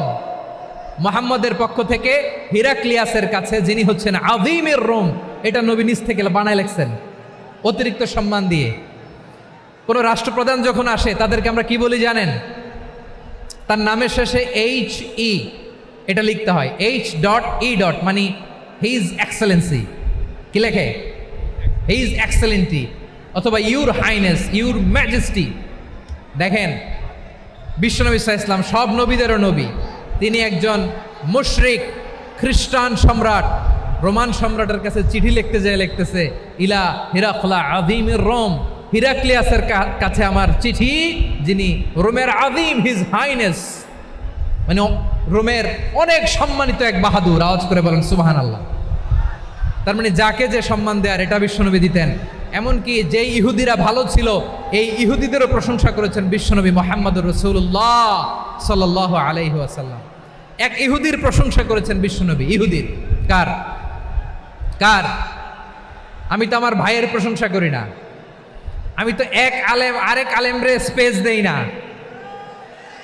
আমি তো এক দায়ী আরেক দায়ীর সাথে বসতে চাই না। আমার নবী ইহুদির প্রশংসা করে। কার প্রশংসা? ওই ইহুদির নাম ছিল মুখাইরিক। সিরাত গ্রন্থ ঘাটলে পাবেন। তিনি বলেছেন, মুখাইরিক খাইরু ইয়াহুদ, Mukhayriq is the best of the Jews. জুইশদের মধ্যে সে সবচেয়ে ভালো। কেন প্রশংসা করলেন তার? এর কারণ মদিনা চার্টারে কথা ছিল সব ধর্মের মুসলিম, মুশরিক, ইহুদিরা মিলে মদিনাকে রক্ষা করবে। কিন্তু তৃতীয় হিজরিতে যখন উহুদের যুদ্ধ শুরু হলো, সবার কথা ছিল যেই আক্রমণ করে আমরা মদিনাকে বাঁচাবো। কোন শহরকে বাঁচাবো? মদিনাকে। কিন্তু কুরাইশরা যখন অ্যাটাক করলো, ইহুদিরা আর আসে না, ইহুদিরা আর বেরোয় না। বিষ্ণু বললেন, ওহে ইহুদিরা, তোমরা না চুক্তি করলে আমার সাথে যে মদিনা বাঁচাতে সবাই ঝাঁপিয়ে পড়বো, আসো। একটা ইহুদিও বেরোয় না, কেউ আসে নাই সেদিন, একজন ছাড়া। তার নাম মুখাইরেক। তার নাম কি? মুখাইরেক বাহাদুরের মতো ঘোড়সাওয়ার হয়ে বেরিয়ে গেলেন এবং বললেন, গোটা ইহুদি সাম্রাজ্যের একজনও যদি না আসে, আমি মুখাইরেককে কেউ ঘরে আটকে রাখতে পারবে না। বেরিয়ে আসলেন, এসে বললেন, আমি মুহাম্মদের পক্ষে যুদ্ধ করব। আমি মারা গেলে আমার সম্পদ আমার উত্তরাধিকারীরা পাবে না, আমার সম্পদ তোমরা মুহাম্মদকে দিয়ে দিবা। সুবহানাল্লাহ বলেন। উহুদের ময়দানে 70 জন মুসলমান শহীদ হলো। এই ইহুদি, সেও মুসলমানের পক্ষে যুদ্ধ করে নিহত হলো। সুবহানাল্লাহ বলেন। মুসলিমদের লাশ যখন নিয়ে আসা হলো, এই মুখাইরিকের লাশও নিয়ে আসা হলো। মুসলিমদের লাশের পাশে মুখাইরিকের লাশ দেখে বিশ্বনবী মুখাইরিকের প্রতি অনেক খুশি হলেন। আর বিশ্বনবী খুশি হয়ে বললেন, মুখাইরিক খায়রু ইয়াহুদ, মুখাইরিক যদিও তুমি ইহুদি, তারপরে তুমি সব ইহুদিদের মধ্যে সেরা ইহুদি। পড়েন সুবহানাল্লাহ। আমার নবী ইহুদিকেও সম্মান দিতে কার্পণ্য করে নাই। আওয়াজ করে বলেন আল্লাহু আকবার। প্রিয় ভাইরা, এবার সর্বশেষ আওয়াজ করে বলেন, ইসলাম কি ন্যারো মাইন্ডেড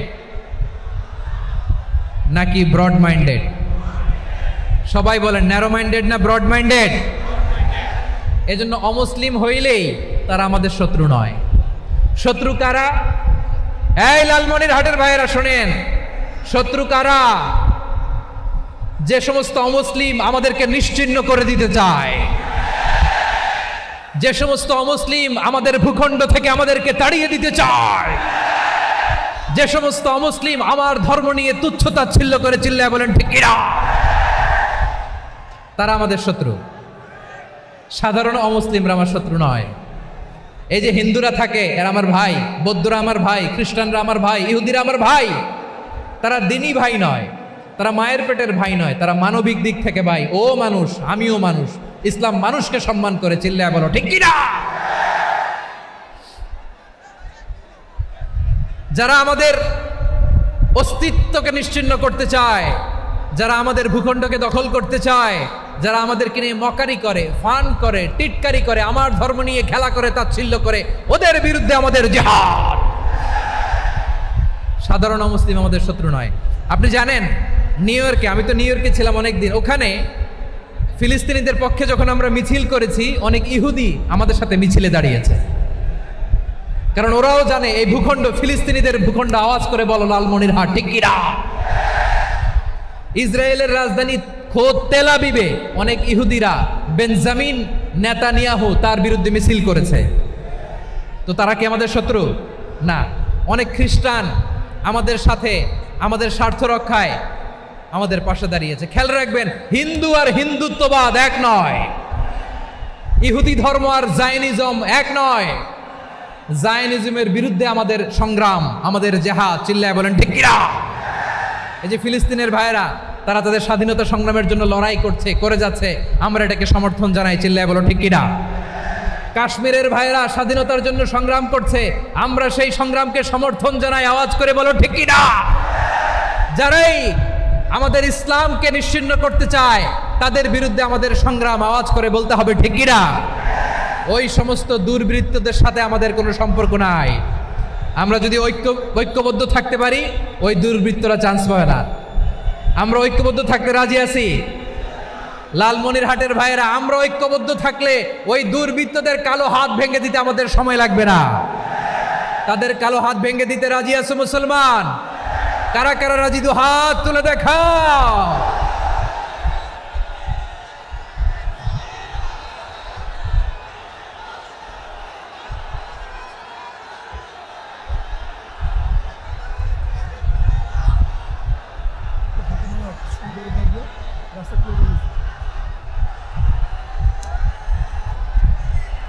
আমার প্রাণ প্রিয় লালমনিরহাটের ভাইয়েরা, শত্রু কাফের আর অশত্রু কাফেরের মধ্যে পার্থক্য আছে না নাই? আবু তালেবও মুশরিক, আবু জাহেলও মুশরিক, কিন্তু দুই মুশরিকে পার্থক্য আছে না নাই? আবু তালেব নবীর চাচা, মুশরিক, মারা গিয়েছে মুশরিক অবস্থায়, কিন্তু আজীবন আমার নবীকে আগলে রেখেছে, আমার নবীকে সাপোর্ট করেছে, ভালোবেসেছে। আবু জাহেলও মুশরিক, মারা গিয়েছেও মুশরিক হিসেবে, আজীবন আমার নবীর বিরুদ্ধাচরণ করেছে। আবু জাহেলের শক্তি, সামর্থ্য, স্ট্র্যাটেজি, প্ল্যান সব আমার নবীর বিরুদ্ধে ছিল। এই আবু জাহেলের কারণে একটা দিন শান্তিতে আমার নবী মক্কায় ঘুমাতে পারে নাই, চিল্লায় বলেন ঠিক কিনা? এজন্য রাব্বুল আলামিন বলেন, লা ইয়ানহাকুমুল্লাহু আনিল্লাযীনা লাম ইউকাতিলুকুম ফিদ-দীনি ওয়া লাম ইখরিজুকুম মিন দিয়ারিকুম আন তাবাররুহুম ওয়া তুকসিতু ইলাইহিম ইন্নাল্লাহা ইউহিব্বুল মুকসিতিন।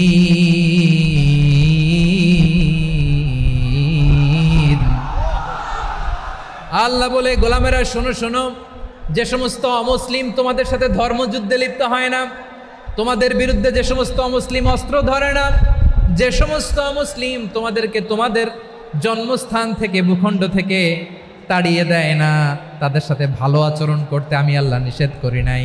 তাদের সাথে সদাচরণে কোনো নিষেধাজ্ঞা নাই, বরং তাদের সাথে সদাচরণ করো, এটাই আমি আল্লাহ চাই। তাহলে আমার যে অমুসলিমরা আমাদের সাথে শত্রুতা করে না, তুচ্ছতাচ্ছিল্য করে না, আমাদের ভূমি থেকে আমাদেরকে উচ্ছেদ করতে চায় না, আমাদের বিরুদ্ধে অস্ত্র ধরে না, ওই অমুসলিম ভাইদের সাথে আমাদের কোনো দ্বন্দ্ব আছে? কোনো বিরোধ আছে? বরং আছে ভালোবাসা। বরং আছে কি? এই ভালোবাসা দিয়েই আমরা বিশ্ব জয় করব। রাজি আছো মুসলমান? আমাদের পুঁজি ভালোবাসা। আমাদের পুঁজি কি? এবার আওয়াজ করে বলেন, আমার এই পুরো আলোচনা থেকে the religious coexistence, peaceful coexistence, শান্তিপূর্ণ সহাবস্থান, কমিউনাল হারমোনি, এই সাম্প্রদায়িক সম্প্রীতি, এই আলোচনা থেকে কি বুঝলেন? ইসলাম কি ন্যারো মাইন্ডেড না ব্রড মাইন্ডেড? এই ব্রড মাইন্ডেড হৃদয় নিয়ে, ভালোবাসা দিয়ে আমরা বিশ্ব জয় করতে চাই। রাজি আছেন? আল্লাহ কবুল করুক, আমরা সবাই পড়ি আমিন। লালমনিরহাটের জেলা স্টেডিয়ামে আমার প্রিয় মায়েরা, বোনেরা, আপনাদের জন্য একটা হাদিস বলে শেষ করব। বিশ্বনবী বলেন, আমার মায়েরা খেয়াল করে শুনুন, বিশ্বনবী আপনাদের উদ্দেশ্য করে বলেন, আল মারআতু ইযা সাল্লাত খামসাহা ওয়া সামাত শাহরাহা হাফিজাত ফুরুজাহা আতাআত বা'লাহা ফালতাদখুল মিন আইয়ি আবওয়াবিল জান্নাতি শাআত। বিশ্বনবী বলেন, ও রমণীরা, ও নারীরা, যে সমস্ত নারী এই চারটা কাজ করবে, এই চারটা কাজের গ্যারান্টি দিবে, তাদেরকে জান্নাতের 8টা দরজার গ্যারান্টি দেয়া হবে। কি চারটা কাজ? 1 নম্বর, আল মারআতু ইযা সাল্লাত খামসাহা, যে নারী 5 ওয়াক্ত নামাজ পড়ে। কি করে? জেলা স্টেডিয়ামে অবস্থানরত আমার নারীরা, বোনেরা, বিশ্বনবী আপনাদেরকে 4টা কাজের কথা বলেছেন, খুব বেশি না। 4টা করলে 8 জান্নাতের দরজা সব খোলা। কোনটা দিয়ে যাবেন? যেটা দিয়ে মনে চায়। 1 নম্বর 5 ওয়াক্ত নামাজ। আমার বোনেরা জোহরের নামাজ পড়তে পড়তে এটা আসরে নিয়ে যায়, আসর পড়তে পড়তে এটা মাগরিবে নিয়ে যায়, এরকম আছে না নাই? লালমনিরহাটে হয়তো নাই। আমার বোনেরা এটা করবেন না। ইন্নাস সালাতা কানাত আলাল মুমিনিনা কিতাবাম মাওকুতা, সময় মতো পড়বেন। সামাত শাহরা, রমাদানের রোজাগুলো রাখবেন। হাফিজাত ফুরুজাহা, যে নারী তার চরিত্রকে হেফাজত করে, তার প্রাইভেট হেফাজত করে, তার লজ্জাস্থান হেফাজত করে। ও মায়েরা, আপনার এই গর্ভ যে কত দামি আপনি জানেন না। আপনার এই গর্ভ থেকে জন্মাবে আগামীর সালাহুদ্দিন আল আইয়ুবী। আপনার গর্ভ থেকেই জন্মাবে ইমাম আল মাহদি আল মুনতাজার। আপনার পেট থেকে জন্মাবে আবু সাইদের মতো বীর সৈনিক। আপনার পেট থেকে জন্মাবে মুগ্ধের মতো বীর মুজাহিদ। আপনি জানেন না কে আসবে আপনার পেট থেকে। সময়টাকে কাজে লাগান, ইসলামকে বুঝেন, মানেন, আমাদের ইসলামিক লেকচারগুলো শোনেন। আমরা যে বার্তাগুলো, ইনস্ট্রাকশনগুলো, দিক নির্দেশনাগুলো আপনাদের খেদমতে রাখি, এগুলো মেনে চলুন। আপনিই পারেন আপনার ঘরটাকে জান্নাতের টুকরা বানাতে। একটা family, it's a very big institution and you are the MD, the managing director of this institution. চিল্লায় বলেন ঠিক কিনা? চাইলেই পারেন ঘরটারে জান্নাতের টুকরা বানাতে। 5 ওয়াক্ত সালাত, রমাদানের রোজা, নিজের চরিত্রের হেফাজত, ও আতাআত বালাহা, স্বামীর আনুগত্য। এটাতে অনেকে ভুল করে থাকে। হায় রে আমার বোনেরা, স্বামীর আনুগত্যকে এটা নিজের অপমান মনে করবেন না। আপনার স্বামী আপনার সবচেয়ে বড় গার্ডিয়ান, তিনি আপনার সবচেয়ে ভালো চায়। নারী কখনো গার্ডিয়ানশিপের বাইরে থাকতে পারে না। হয় আপনি বাবার গার্ডিয়ানশিপের ভেতরে, বাপ না থাকলে ভাই আপনার গার্ডিয়ান, ভাই না থাকলে চাচা গার্ডিয়ান, বিয়ের পরে আপনার স্বামী আপনার গার্ডিয়ান। শরিয়া সম্মত স্বামীর আদেশগুলো আপনি মেনে চলবেন, কিন্তু শরিয়া বিরুদ্ধ কোনো আদেশ মানতে আপনি বাধ্য নয়। আওয়াজ করে বলুন সবাই ঠিক কিনা? এই 4টা কাজ যদি কোনো নারী করে, বিষ্ণুই বলেন জান্নাতের 8টা দরজা খোলা, তোমার যেটা দিয়ে মনে চায় সেটা দিয়ে জান্নাতে তুমি এন্ট্রি নিতে পারবা। আমরা এখানে লালমনিরহাটের সোহরাওয়ার্দী ময়দানে আজকে যেমন একত্রিত হতে পারলাম, আল্লাহর জান্নাতেও যেন একত্রিত হতে পারে। আল্লাহ তুমি তৌফিক দান করো। আল্লাহ আমার এই কলিজার টুকরা যুবক ভাইদেরকে তুমি ওমরে ফারুকের মতো কবুল করো। জেলা স্টেডিয়ামে অবস্থানরত আমার মা বোনদেরকে তুমি ফাতেমার মতো, খাদিজার মতো কবুল করো। আমাদের কলিজার টুকরা সন্তানদেরকে তুমি সালাহুদ্দিন আল আইয়ুবীর মতো কবুল করো। এই যে ইসলামিক সোসাইটি লালমনিরহাটকে আল্লাহ তুমি কবুল করো। আল্লাহ যে কথাগুলো বললাম এগুলো প্রথমে আমাকে, আমার সব ভাইদেরকে আমল করার তৌফিক দান করো।